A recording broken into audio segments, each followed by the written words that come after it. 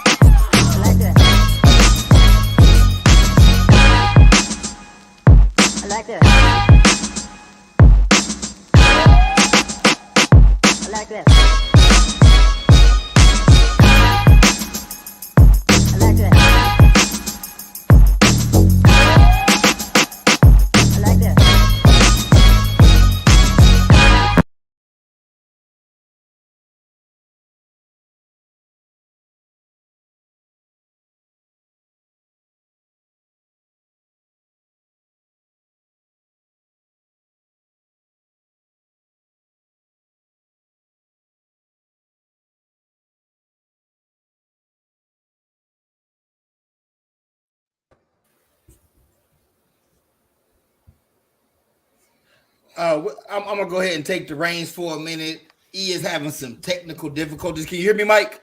I got you. We in the building, Sports Arena Live, man. Listen, I know everybody is watching the NBA Finals right now, but we in the building. We got Mike Cartenuto. We got Josh. John, I feel like I haven't seen you since Miami got eliminated. That's what it feels like. It feels like I haven't seen you since then. Like, I haven't been able to talk trash to you because right now we should be watching Miami versus Phoenix, according to you and Mike. Ain't that That's because all you do is bowl. That's all you do is bowl. That's why. That's why you ain't see me. Is that what it is? Yeah, because all you do is bowl them 750s or whatever. Yeah, man. I had a nice little 750 the other night. Nice. So listen, man. Like I say, E is having some technical difficulties. The show must go on. Y'all saw the rundown. No. Man, this man come back from WNBA games and he ain't got nothing. He's about as good as Tua. He's not very good. Listen, shout out to my guy Tyree, Mr. Big Heart. Career over for Eric's internet. Career over for Eric's microphone. That's what happens when you're on them Chicago Sky too much, man. They wear them. So listen, man, y'all saw the rundown like I did.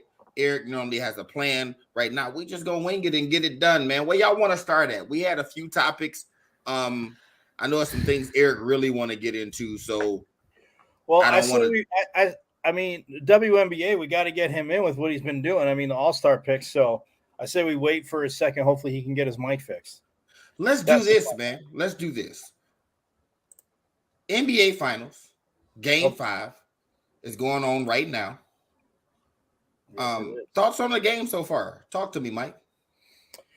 Yeah, I mean, I like the way. I figure Golden State would come out like this at home. I mean, I know it's tough for any team to win. Oh, hold on. What you mean Golden State come out with it like this at home? Curry's got 4 points and they winning. Don't give me that you think they would come out like this. Okay, right. So first of all, they had a 16-point lead. They had a 16-point lead. Is this thing working? Yes, we got you. Hey, good Lord, I don't even know, man.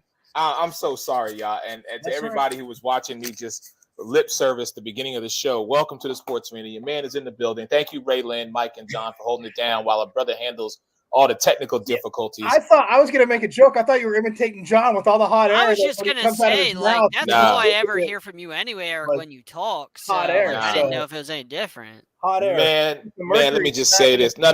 Look, time out. We ain't going to interrupt the flow. Raylan got it going. Let's keep it moving. Let's talk about some stuff.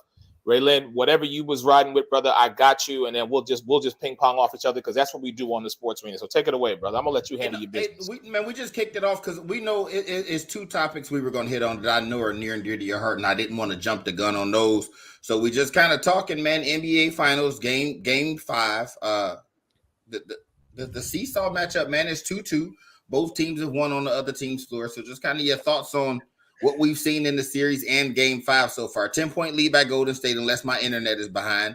And Mike was about to go into one of his soliloquies, and John did what John did and interrupted him. You ain't missed nothing. Another night on the Sports Arena, baby. That's all it was, Eric. That's all. You didn't miss anything. Eric, all I was saying is Golden State came out good. They built a lead. Boston had a little bit of punch back. Now Golden State has a 10-point lead.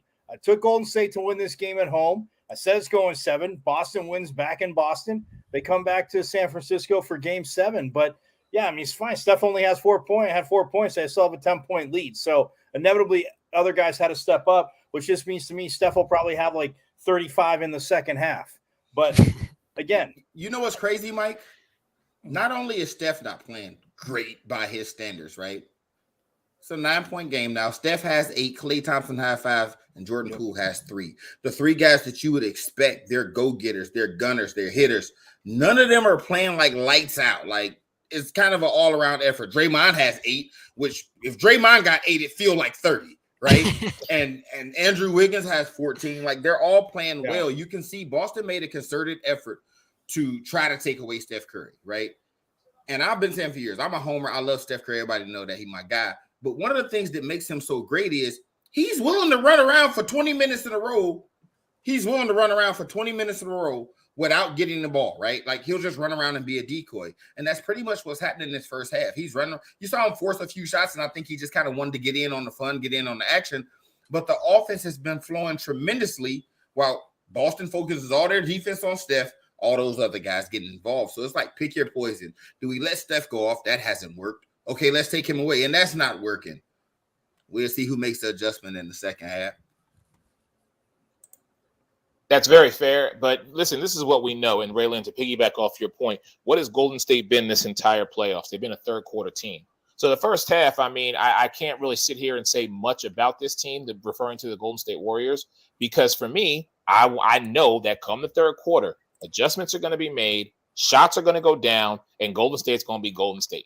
That is something I know. So Boston, you need to take yourself and put yourself in a commanding position, because when the third quarter happens, that 12-minute time span is when Golden State is just like, okay, take the gloves off. We're not in the corner no more. It's the second half. Let's show them who we are. No argument here. We see. Yeah, what they honestly, do in the I third mean, quarter. this couldn't have gone any worse for Golden State, and they're leading by double digits right now, up by 12. I mean, when Curry's done literally nothing, Clay's done nothing. The only one that scored anything is Wiggins. All your guys have done nothing, and you're still winning by double digits. Like, you know what I mean? Like, if your guys start, like you said, third quarter, your guys start hitting some shots, your big guys, just a couple shots. Like, this isn't even close. Like, Boston, I mean, you're down by 12 points, and you've let the other guys do absolutely nothing. Boston This is crazy. Anything to start the game either. The first like 7 minutes, they were shooting as good as all of us. No shots. Facts. All right, fellas, I'm finally back up and running. Yeah, you know what? I go away for 5 days, and apparently my internet traveled with me, so I had to bring it home, rehook it up, and do whatever I got to do. But your boys here, your internet. Yeah, for real. I need to figure this out because, and the thing is, the router is sitting like right here next to me, and I'm like, "Yo, are you working? Are you on? What's up?" But Anyhow. it wasn't the internet. It was your AV. We could see you. You weren't like. Oh, Yeah. It was just the we couldn't hear you.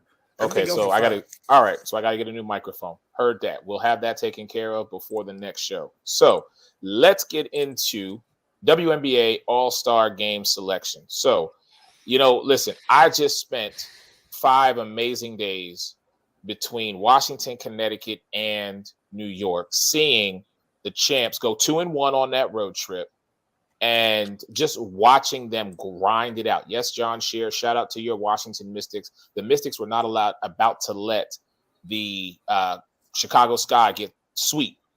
We knew that was going to happen. But, John, Delle Donne, again, with that lower back, she's having them issues again. She only played 7 minutes, 2 points. That was it. But I want to talk about the All-Star selection because this is what I wanted to talk to y'all about. So as you can see here, this is the early voting. Let me see if I can enlarge this for y'all so y'all might be able to get a better shot of this here. Here we go. These are the early returns, okay? As you see, Asia Wilson leading, followed by Breanna Stewart, followed by Candace Parker, Kelsey Plum, Delle Donne, Sylvia, who is actually out indefinitely with a knee injury.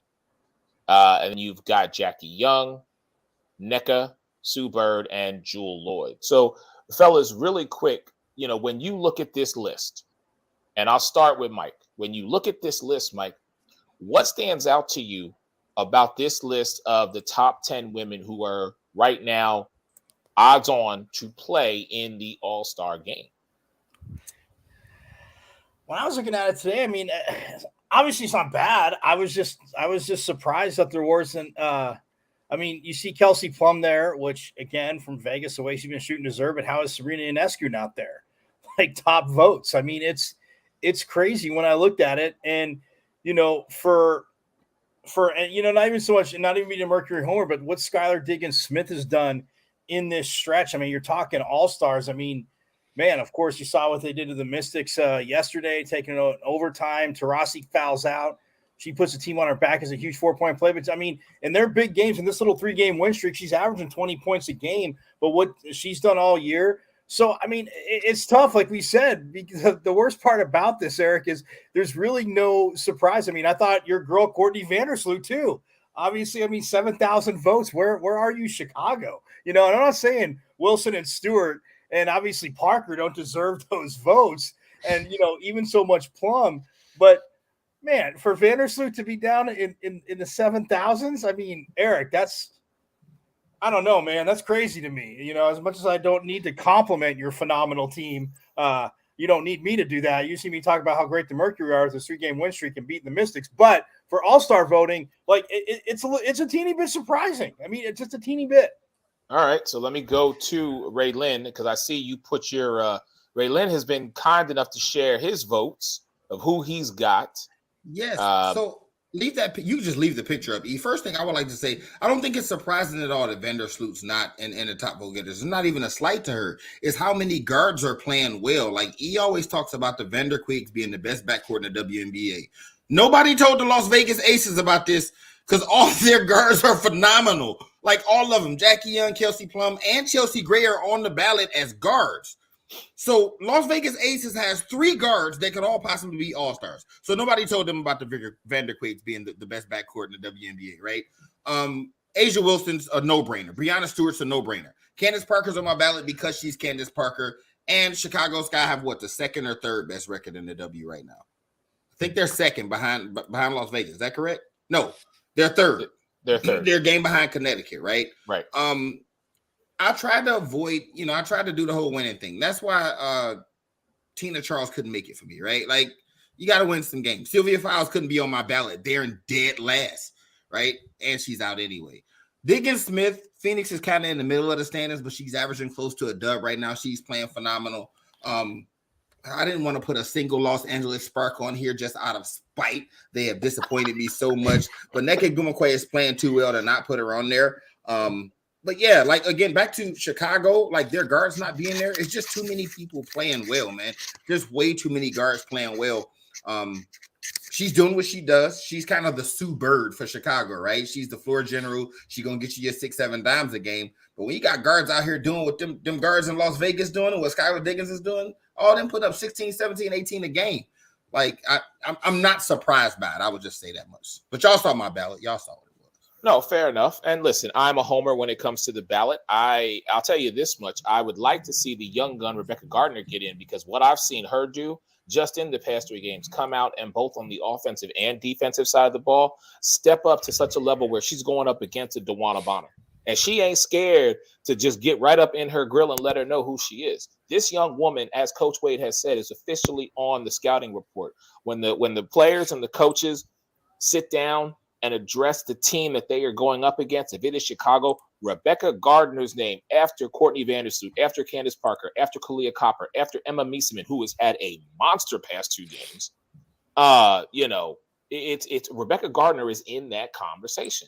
John, Della Don still in there. And listen, I'll be very honest with my vote, because I do vote every day. Shout out, you have to vote 1 week from today is when the vote ends on June 20th. But every day I am putting a vote in for Brittany Griner, because I want that young woman to come home. And even though I know in my heart that there is a slim chance that might happen, I'm still like, she needs to be recognized. And I know they're going to do something probably really big for her in Chicago for the All-Star weekend. But damn it, I'm putting her in there every single day to say, you know what? I get that this ain't your fault, and I get you ain't in this position.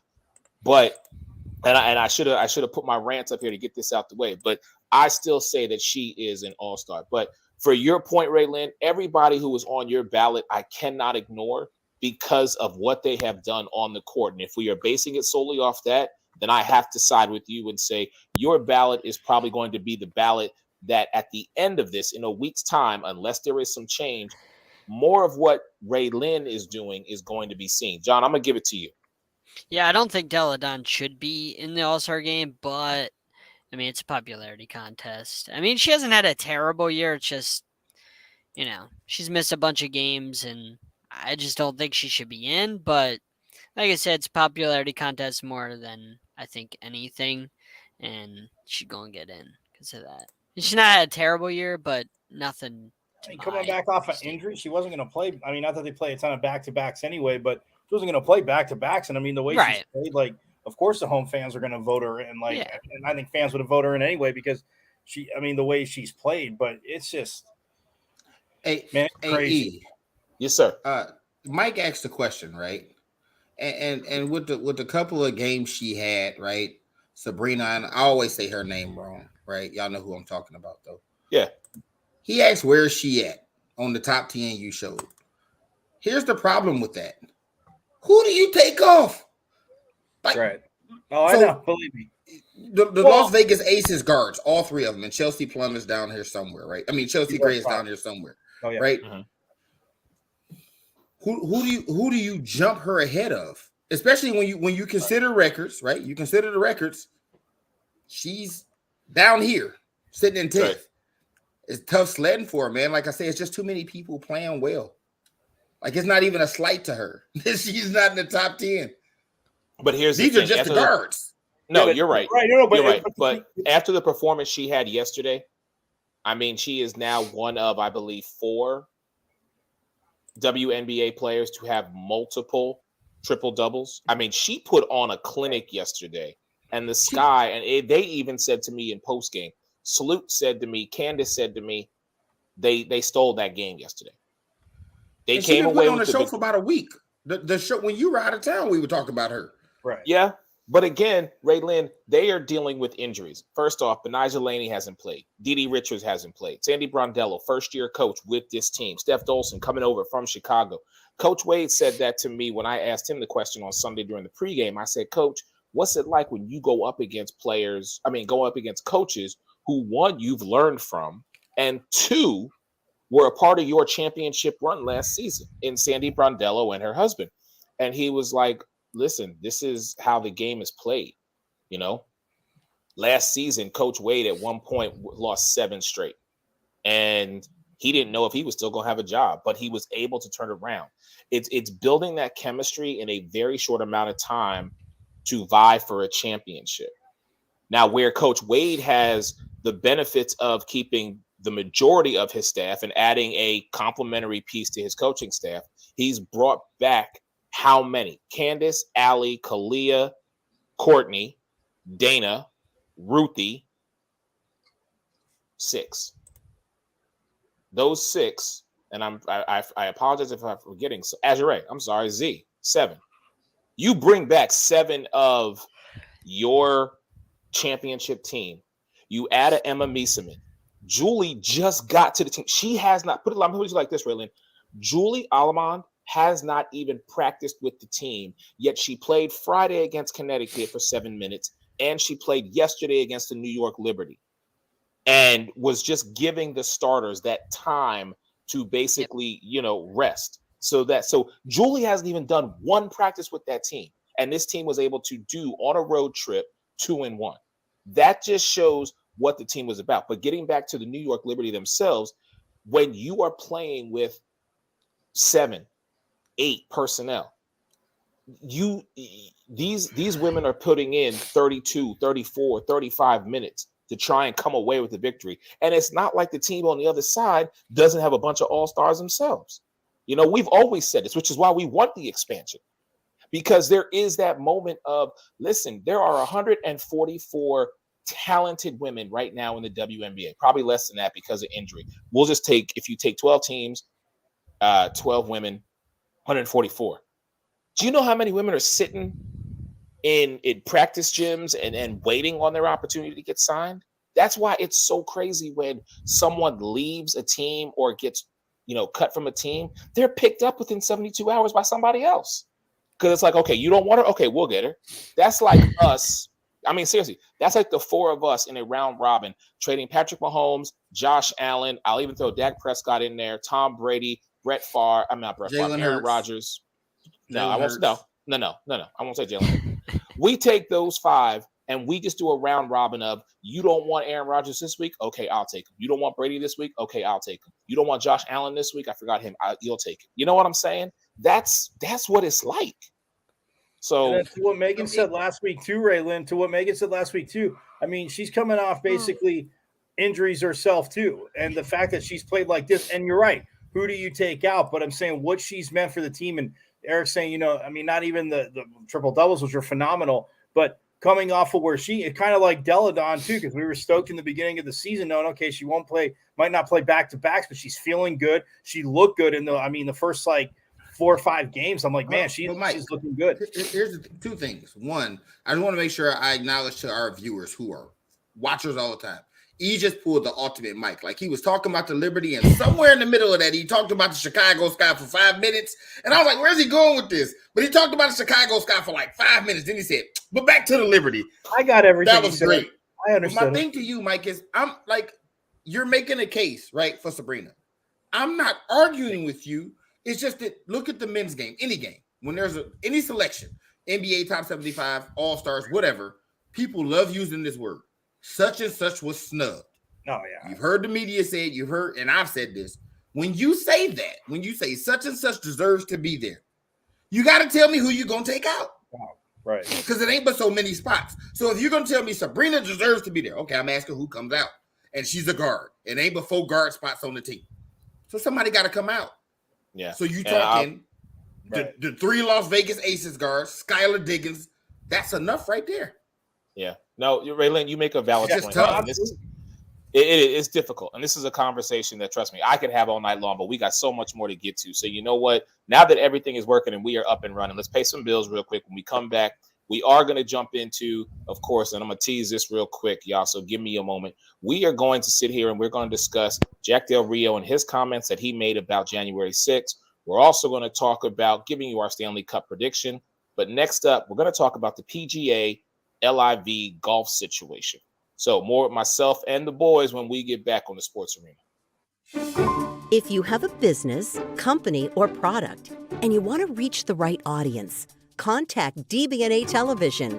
DBNA TV reaches over 100,000 viewers a month and has advertising plans for all budgets.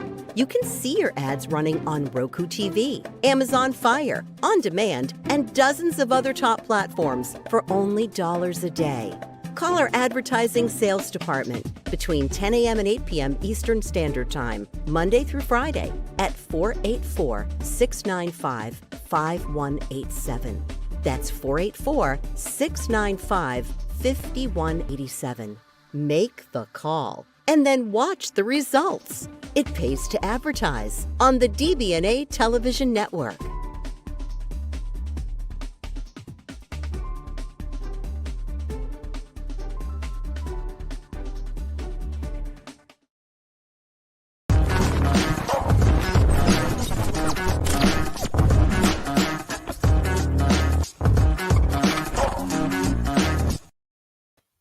And welcome back to the Sports Arena. Wow, everybody can hear me. Okay, we are in the business. My man Ray Lynn alongside Mike Carratanudo and John Shear. Real quick, I just want to take a real quick moment and I want to shout out my brother Ray Lynn along with our brother Danny Thompson and Ty Ray. These three gentlemen over the past week and a half have been instrumental in just keeping me abreast of the situation. As some of y'all may or may not know, for the first time, the ESPN is putting on a Black Sports Business Symposium in Atlanta this coming Thursday. And when I tell you the list of speakers that are going to be at this event from top to bottom just is tremendous. But what makes it even more special for me is the fact that my brother right here, Ray Lynn, we were supposed to get together in Chicago, but God has blessed us where we're going to actually get together on Thursday and Friday and potentially Saturday. Shout out to our man, Danny Thompson from 3-Point Conversion. Shout out to Ray Lynn, Say What, Say It Again. And like I said, a host of others that are going to be a part of this. It is truly a blessing. And also, I just found out, and John, correct me, our boy Troy from Will Stand, he's going to be there as well. So it's just going to be amazing. It's a great event. I am so honored. I want to share more with y'all, but we got a show to get to. And trust me, you'll see it when it happens. It is a great event. Tell them the best part. Man, I can't do it. I'm not going to do it. I'm not going to spoil the people. I'm just saying it's going to be something to truly, when we talk to y'all next Monday and we let y'all know what went down, get your popcorn ready because it's going to be something beautiful. I don't want to give it away. Let's talk about this situation, fellas.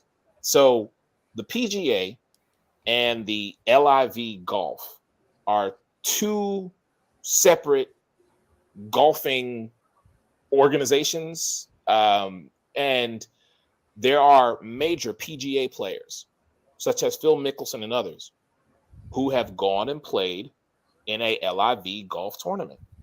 Well, the PGA has basically said, well, if you're going to do that, then we're suspending you from the PGA.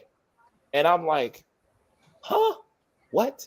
So because I jump from one organization to another, and as far as I knew, there was nothing in my contract or the bylaws or the collective bargaining agreement or whatever there is with the PGA to say that I couldn't make this move. So now you going to suspend me? Huh? What? John Shear, help me make sense of this, brother. It doesn't make sense, but basically they're threatened. There was no competition before. Now there's competition and they feel threatened. So they're lashing out. And I think it's backfiring because players are it's not going to make players want to come back. I mean, when Dustin Johnson and guys like that are getting $150 million contracts from the LIV, they're getting those type of deals. Why would you come back? Why would you say no? Are you getting that kind of money for the PGA Tour? Hell no. Not even close to getting that kind of money. So, life is all about money and where you can get it and how much you can get. We always say NFL players go get your bag as much as you can. Same thing with these golf players. You go get as much money as you can because if they ain't going to pay you, the LIV going to pay you. So I have no problem with it. It doesn't bother me at all. Like I said before, you got to make as much money as you can, especially when you're a professional athlete. Go do your thing. Dustin Johnson, Phil Mickelson, and whoever else. I agree with that, John. And listen, we recognize that when you are an athlete, it is about getting your money. We understand that. You are creating generational wealth. You ain't trying to get rich. You're trying to get wealthy. Okay? So in this moment, I'm like the PGA, it's like now all of a sudden you want to not let people in your sandbox. Ray Lynn, does it make sense to you? Is this a good thing? Is this just I have my own personal right, and I'll wait, but I'll let you and then Mike go. Talk to me about it. It makes sense. Actually, put just four screen real quick if you can. It makes 100% sense, right? But my question is and it's great. It's great for us, the fans. I think it's great. Competition is great. But my question to the entire panel, and even the people watching, they go, "Oh, the PGA is, they're doing this, they're doing that." Have you ever seen anything when have we ever seen a professional athlete be able to compete on a professional level in the same sport across multiple organizations? You never seen it, right. Ever, right? Even sports entertainment, WWE, WCW back in the day, right? You never saw a wrestler on two rosters at the same time. You'd be like, "Oh, he left WCW and went to WWF. He left WWF, went back to WCW," right? Yeah, you don't see people playing the NFL and the XFL. We just never had anybody to compete with the PGA. So now that there's competition, they basically saying, if you're going to play over there, you can't play over here. 100% makes sense. It was another sport that came to my mind I was trying to think of, but we just don't see it where you have the opportunity to compete with my rivals. They're trying to, we want the best players playing here. You want the best players playing there. Okay, you're going to go play over there. You can't play here. Makes perfect sense to me, but I love it. I love that LIV came out of nowhere and said, we're going to offer all the best players in the world a whole bunch of money to leave the biggest stage in the world to come play with us. I never heard of LIV before this, ever. Nope. Most of us hadn't. And these guys came out of nowhere and said, we got money, we're going to spend it, and we want the best players in the world. Oh, this is great. This is good entertainment to see the best players in the world. Imagine if somebody came out and said, you can come play in China and we'll pay you $75 million, LeBron. What does the NBA look like without a prime LeBron James? If somebody came along right now and said, we're going to pay LeBron James, Giannis Antetokounmpo, Steph Curry, Luka Doncic, Nikola Jokic, and Joel Embiid, all $100 million for 1 year to leave the NBA and come play, what does the NBA look like then? We just watered down your product. I love it. I love it. And I have no problem with the PGA being upset. Would you love it if that happened in the NBA? No, I would hate it. Exactly. Listen. The competition aspect, I would love the fact that somebody was ballsy enough to do it. But as far as me being a huge fan of the sport, I'd hate to see the best players not playing, right? So if I was watching the PGA every Sunday, like every event, I'd hate it. But from a fan standpoint of loving somebody, having the competitive spirit, it's like if you built a Dunkin' Donuts and Krispy Kreme built one right next door. I love stuff like that. You know what I'm saying? Okay. I feel you on that. But all right, let me go to Mike on this because you kept talking about big names. But Mike, and even though he has suffered major injuries and had a near-death experience, they ain't got the big dog. They still ain't got Tiger. Now, listen, I know what everybody's going to say. Well, Tiger's not playing at that high level. I don't care what Tiger's playing at. When Tiger Woods steps on the golf course, we show up, okay? Yes. The average fan, the black fan, the true fan, the dedicated fan, everybody show up when Tiger on the course. It doesn't matter. And I'm telling you right now, if Tiger comes on Sunday, your ratings just went from here to skyrocketed. There is nothing else on TV that matters if Tiger is playing on Sunday. So getting to what you were saying, Ray Lynn, yes, I respect the competition, but they still ain't got the big dog. Mike Caratanudo, straight question to you. Do you think the LIV is going to go after Tiger? Well, I mean, as of now, he said no. I mean, the Forbes already put out, I mean, he's worth $1 billion anyway. So, I mean, they were going to pay him whatever insane amount, but I don't think that, I mean, and again, his health, you're right, has something to do with it. I think if this is a few years ago, he might maybe takes a run at it. I mean, they've all played overseas. The issue is, though, Eric, is the money they're all saying, and I've heard a lot of it just when Raylan brought this up last week when we were talking in messages, like it's backed by Saudi money, and everybody's on their moral high horse, which again, the Saudis done a lot of things, but when you look at it and you're saying, okay, how with everything going on worldwide with Russia and the Ukraine and saying oil and it's, even more important coming out of the Middle East. But when you look at the LIV, the PGA, see, they are, I mean, in a way, freelancers. You have to earn your PGA card. And the crazy part is the money. I mean, you could win, the top 10 guys were winning 8 to 10, say $6 to $12 million a year.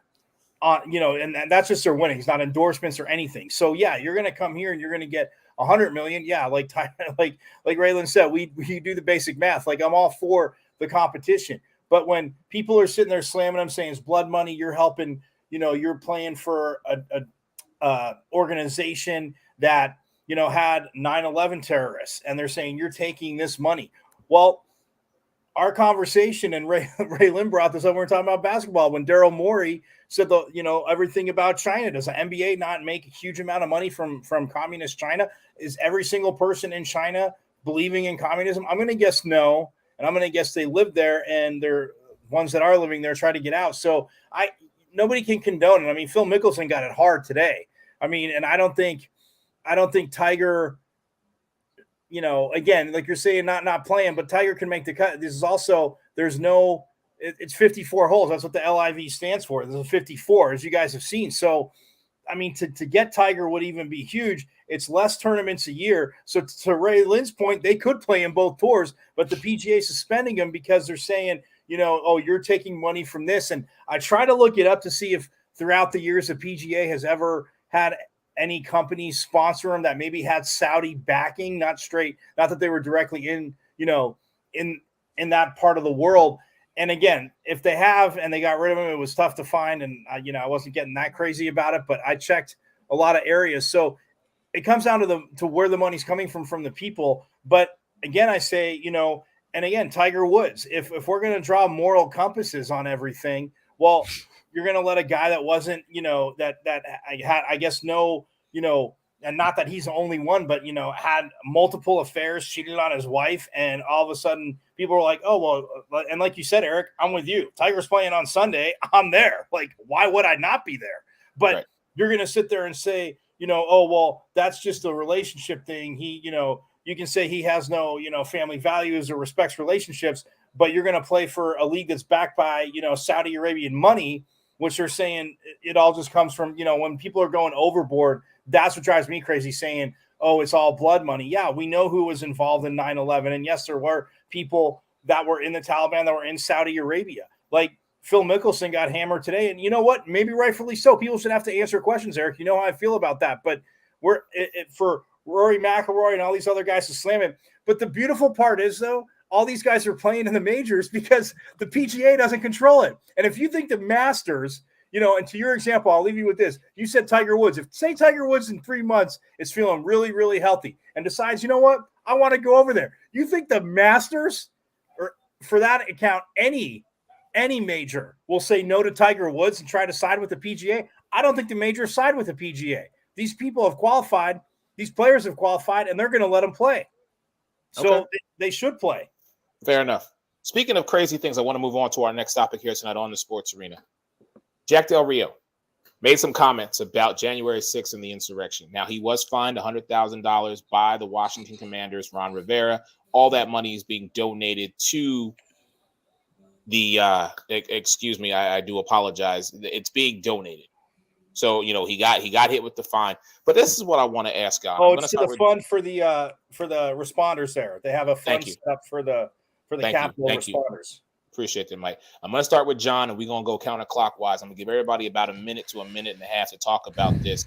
I just want to get everybody's thoughts on this, and this is my one simple question, all right? Should Jack Del Rio still be employed by the Washington Commanders and the NFL based on this man not taking the time to really understand the gravity of the situation? John, I'm start with you, then Mike, then Ray. I don't think he should. I mean, this guy just doesn't get it. I think he's an idiot for saying what he said. I just don't think he get it. I think he's tone deaf, and I mean, clearly he just doesn't get the gravity of what happened. And I don't understand how he still has a job. It just doesn't make any sense to me. So get this guy out of here. He clearly is tone deaf and an idiot. Go ahead, Mike. Well, I mean, look, the problem what he did, Eric, is he kitchen sinked everything. See, I have no problem saying what he said about destroying property and peaceful protesting, because he always said he never had a problem with protesting. Americans have rights to do that. But when you're going to kitchen sink it, it's like anybody in a relationship knows, when you get in an argument, especially with the opposite sex, if you throw in, they might throw in something you did like 2 months before, and you're caught off guard. See, John, you're laughing because it's true. It's the kitchen sink. So he put everything in the kitchen sink. Now, am I with John? I'm not saying he doesn't get it, because he said he has no problem with doing it, but calling the insert, like, a little, what did he call it? Like a little speed bump or whatever ridiculous thing. I mean, he said, because he's like, you can't say that the what happened on at the Capitol was, we're going to talk about that, and millions of dollars of, destroyed businesses and people's livelihoods is what he was saying. So you can understand why he would say that. But then when you sit there and say, we're going to just sit here and talk about this, I go off of what his one of his defensive players said, and I want to say it was Jonathan Allen, when he was asked on a NBC Washington radio. Yeah, it was on NBC Sports Washington. They asked him, like, shouldn't your coach be gone, or shouldn't he be gone? He goes, I don't care about his opinion. As long as he shows up every day, he works hard. That's what I want from my defensive coordinator. So do I think that he thinks any less? And he talked about, he even said quickly how his players, and they were marching for, obviously George Floyd and everything that happened. But you can't, I'm not going to say he should be gone, but don't kitchen sink everything, because like I've said to you before, two things can be completely wrong and two things can be completely right at the same time. He kitchen sinked and made it worse for himself. All right, Raylan, yeah, you have that 30-second timer yet? Mike said, to hell with your timer. I'm sorry, I was losing my bad. Oh man. I didn't say hell with your timer, Eric. I love you. To simply answer the question of should he still be employed? Yeah, why not? Now if we dig deeper into what he said and peel the layers back on that, as Eric likes to say, well, Jack Del Rio represents everything that's wrong with America, right? Like somebody who clearly, like we said, doesn't get it. The funny thing is he just said out loud what a lot of these people think either to themselves or talk about behind closed doors. He just tweeted, or however he put it out, because they said delete his Twitter account. So, like, I'm not even shocked by what he said, but I don't think it means he shouldn't be employed, right? Because there are a lot of things that people do. In the last segment, Mike was just talking about comparing, putting a moral compass on everything. Like that guy's personal opinion, which is a very stupid, uninformed, unintelligent, like all of the above type of thing that he said, it doesn't negate him the opportunity to be employed because it has nothing to do with his job, right? That's just my personal opinion that, like, no, I don't agree with what he said. Yes, I think he's stupid. Like that's a very so many words I could use to describe what he said, but I don't think it should negate his opportunity to be employed in the NFL. Just my thoughts. Okay. So I'll be really brief about this. When I think about this, I look at the coaching, and that's what I look at. And Raylan, to your point, you're absolutely right. Your opinion is your opinion. Now, if you don't take the time to do the research, educate yourself, and really peel back the layers, look through a different lens, everything that we talk about here on the sports arena and other stuff, then that's on you. So you got to know the individual. However, I will say in the climate that the NFL is in the culture that the NFL is trying to change, when you still have individuals who now have the knowledge and the wherewithal to say, wow, I really should truly think about my comments, because I'm not just affecting myself, I'm affecting my team, I'm affecting the organization, I'm affecting the Shield. Everybody is looking for something to hit you with. And yes, he deleted his Twitter account. The fine is going to the responders. I get all of that. But when you are in a position like a Jack Del Rio, you have to hold yourself to a higher accountability standard. That's what I'm going to say. Let's keep it moving, because we got a lot to get to, and I want to make sure I give you gentlemen your time to talk about your topics. So, John, real quick. We talked about the Warriors being a third quarter team. Boston has blitzed them in the third quarter, 19-4, and is up 3. They was down 12 at half. 19-4 Boston in the third so far. Wow. Okay. All right, so maybe this is a changing of the guard. Times have changed. Listen, I still said Warriors in 6, and I might be wrong, but I'll eat my humble pie after that fact. But John Shear, Stanley Cup. I tried to tell you, but you didn't want to listen to me. That's okay. All right. And you know what? I knew Game 6 was going to happen when I saw that Saturday night with Tampa and the New York Rangers. And again, shout out to my man, Jake Malik. Hopefully that Yingling got to him in plenty of time so that my brother could drink his sorrows away. I'll ask him tomorrow night on Sideline Sports at 8:30. Shameless plug.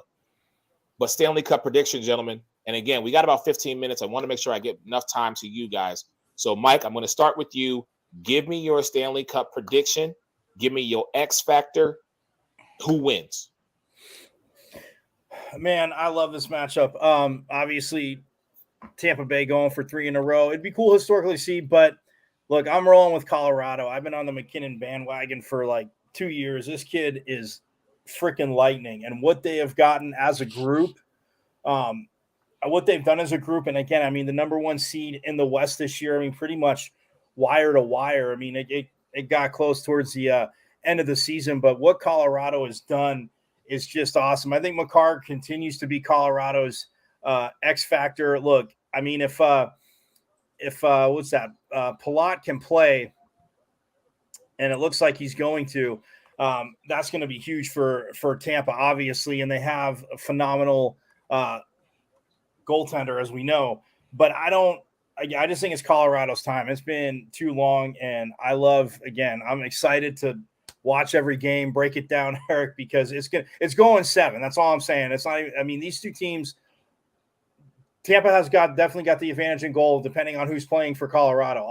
I'll give them that. But I mean, ice-wise, like, it's going to be a fast-paced, just hit, go series. And I mean, selfishly, I want it to go 7. If it goes anything short of that, no matter who wins, I'll feel ripped off. But I got the Avs. All right. Raylin, who you got in this matchup? I have Tampa Bay for no other reason than it's good for sports. Like, dynasties are good for sports. Like, even my beloved, I'm gonna do like Eric and throw my team in here. My beloved Red Wings, we won 4 in an 11-year span from 97 to 2008. Never won 3 in a row. As a matter of fact, the last time somebody won 3 in a row was like that 83 Oilers or something like that. So I think it's good for the sport. Like, dynasties are good. People love to hate somebody, right? We have a team that's so good, like the last time the Cowboys were good, shout out to Mike in the 90s, people hated them. So a team going for 3 in a row, I think is dope for the sport. I think it will bring more eyes to the sport. So I'm rocking with Tampa Bay in 6 for no other reason than I want to see them three-peat.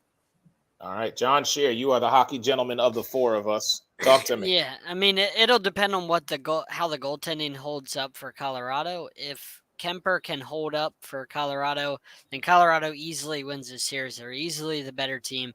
But the goaltending advantage goes to the Lightning. That, to me, is really the advantage that the Lightning have over the Avalanche. So I think in 7, I think the Avalanche win in 7, but the goaltending is going to be really spotty for Colorado, so they really have to hold it down. But if their goaltending can hold up, Lightning can't keep up.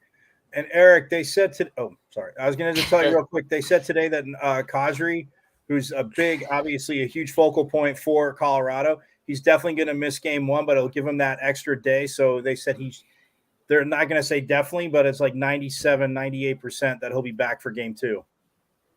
Fair enough. Listen, I again, jokingly, I said that John's Carolina Hurricanes would not beat the Rangers, and I was right about that. I said it was a foregone conclusion when the Rangers were playing the Hurricanes. It didn't matter. You were just going to go and get beat by the defending champ Tampa Bay Lightning. Sometimes I'm right. Imagine that, a black man being right about hockey. Stranger things have happened, people. Let me just tell you that. But here's what I will say. I have watched this series with the Rangers, and I know that Tampa can get got. But understand one thing. When Stamkos and Kucherov are together on that ice, man, it is truly something to behold. And Vasilevsky, their goaltender, this young man in the position that he's in, just making unbelievable saves for the Lightning is why I give them the nod in this and say Tampa wins in 6. They are going to steal one of these first 2 games in Colorado. And then they're going to do what they do. They're going to hold home ice for 3 and 4.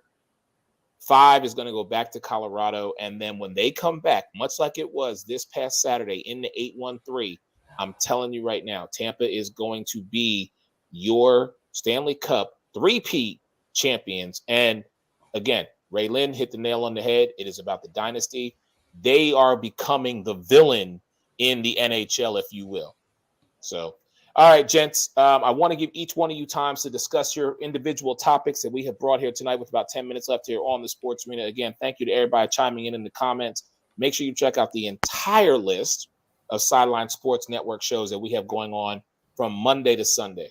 So, you know what, Mike, I'm going to save you. Raylan, let me go to you because we haven't had an opportunity to talk, sir. I want to talk to you about your new head coach of the Los Angeles Lakers. Talk to me.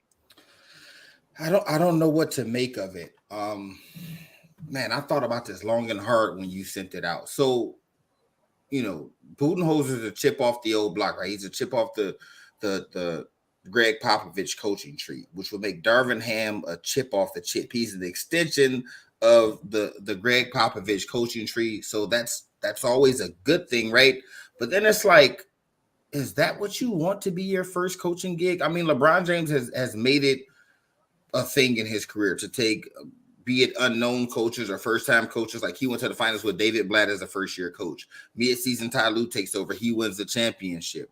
Mike Brown's biggest success came with LeBron. Even like now he's great. But at the time, Eric Spoelstra was relatively unproven. And LeBron won 2 championships with him. So like he's been able to do that throughout his career. But at this stage in his career, he's not that LeBron James anymore. And the Lakers have an old roster. They have a bad roster. And you bring in an inexperienced, like, first-time head coach, right? He's been on the bench. Like, Milwaukee's been great over the past couple of years. I guess he's been a huge part of that. His name started ringing some bells. But first off, it's great to see a black head coach get a chance. That's always great. But I hate this situation for him. Not just for my team, just for him. It's a bad situation to walk in. When you walk in and coach a LeBron James-led team, the expectations are automatically through the roof. Then you combine that with the LA Lakers. We do nothing but hang banners. Expectations through the roof. And this roster is constructed very badly. We're old. We're slow. No athleticism. Russ has lost a step. LeBron has lost a step. We don't play defense. Like, this is a very bad roster, and I don't know what they're going to do. Maybe the fresh voice changes something. Maybe he brings over some of that defensive presence from Milwaukee, like what they were doing over there. I don't know. I just don't see it. I don't see how an inexperienced first-time head coach can do it with this roster, but the jury's out. We have no choice but to wait and see now. So we shall see, sir. But Sports Portal, I pay. He don't like it. I don't like it at all. All right, fair enough. John Shear, I'm going to come to you, my brother. Baltimore, your Orioles seem to be having an issue with ownership and upper management, sir. What's going on with this dispute? Yeah, so the alleged lawsuit is that Lou, the brother of John, is claiming that John took control of the Orioles. There was supposed to be a shared partnership between the two brothers. He basically took control of the Orioles since their father, who's in bad health, and he's in since his health has gone down south. Basically, John has taken over and he's kind of like pushed Lou out of the picture and kind of manipulated their mother into allowing him to have control. And now Lou is basically suing the two of them together. So it's kind of a mess. And then he's also claiming, I guess he's also somewhere in the lawsuit talking about how John might want to take the team elsewhere, but John's, refuted that. So it's just a mess, but I mean, I don't know. It's a mess, man. Like, yeah, this is how business works whenever you can try and be shady and underhand people and things like that. But everything's alleged. No, we don't know what's true, what isn't true. It's all alleged. So I guess we'll see. But basically, they're trying to take advantage of John's trying to take advantage of his ailing father and his mom, who's about 80, trying to take advantage of the both of them so he can have complete control of the team. All right. Find out. Oh, what a show. Oh, what a show. Monday nights, 6. Whenever we have a game, whenever we don't, 9 o'clock. All right. Fair enough. Oh, what a show. Part of the Sideline Sports Network family. When they have a game, 6 p.m. when they don't have a game, 9:15 on Monday nights. John, Mike, let's talk some soccer, my brother, to close out the show. You got about 3.5-4 minutes here left on tonight. Talk to me about Liverpool, sir. Yeah, man, they signed young Uruguayan international, man. This kid, Darwin Nunez, is awesome. I mean, he came out of the Spanish B division before he had signed with Benfica in Portugal, and now Liverpool. I mean, they're a little short. They want to they came up a little short at one point short this season to the evil empire there over across the pond, Eric, in Manchester City. But this is insane. They're paying $75 million as a transfer fee to Benfica, is Liverpool. But it could be worth up to $100 million depending on performance bonuses and stuff like that. So they could end up paying $100 million for this 22-year-old. And that's a thing, like teams like Benfica and Portugal, again, their top division is very good, but they lose a lot of these players. I mean, I'll give everybody a big example. Cristiano Ronaldo started out, obviously he's Portuguese, started out there, didn't last there for long, and then went to Manchester United. But Nunez, I mean, this kid's a goal scorer. I mean, it started off a little slow, but I mean, in Spain, and then when he first came over, but still, I mean, 47 goals in 84 games overall. And if you just go check, I hate to tell people to cheat, Eric, but if you check this kid's YouTube highlights, he is absolutely phenomenal. This is huge for Liverpool, especially when you put a 22-year-old next to Mohamed Salah, who has just been obviously phenomenal for Liverpool. I want to say top 3 in scoring the last 4 seasons in the EPL, at least 3, but 4 seasons in the EPL.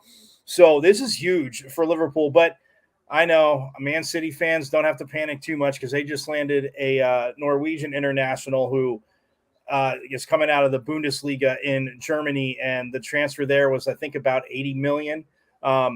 So it's crazy, the money getting thrown around just for these transfers. But Nunez is going to be huge. I mean, I think early on, again, it's obviously way too early, but early on, they're going to be hanging around there in that spot. Plus, to win the league next year, but also, Eric, they qualified for Champions League, and they want that huge European trophy too. So, with the World Cup coming up, I mean, unfortunately in November, because this time of year I'm always excited. You know that, because NBA and NHL are ending. And then, we start the World Cup at that time, and it's perfect. But since it's in 25,000-degree Qatar, didn't think anything could be worse than Arizona in the summer. They had to move it to November. But I'm not bitter, Eric. But this is a huge signing. It's awesome. It's awesome for Liverpool. Not bitter at all. We gotta get that segment and get your little thing up here. But I'm not bitter with Mike Carrotino. All right. Gentlemen, thank you as always. Again, Wednesday night, it's going to be Mike, it's going to be Megan, it's going to be John, probably a special guest joining the 3 of them, because Raylan and I, like I said, are preparing for the Black Sports Business Symposium on Thursday morning. And again, listen, I'm going to let us right out of here a little early because Golden State is up by 1 going into the 4th quarter. Pivotal game 5. We going to watch this and see how this breaks down. So expect on Wednesday or even tomorrow, there's going to be a lot of talk surrounding this. But for our Queen of Hoops, Miss Megan Price, my man Tyree, say it again.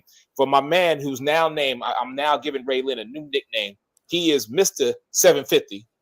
That's what we're giving him. Oh, wow. Because when you bowl a 236, a 247, and a 268 as a substitute, ladies and gentlemen, as a substitute, you know that other team was hurting for certain. Phrase it right. It's a ringer. He's not a substitute. He's a ringer. Mike Carrotino, I believe in the Pac-12 podcast. John Scheer, the face of Sideline Sports Network. Your man, Eric Wilson. I'm going to holler at y'all. Ray Lana, you got the final word, and we out, brother. I just would like to say, when you gave us all our individual segments and you said, Mike, you got 4 minutes. Lord, have mercy.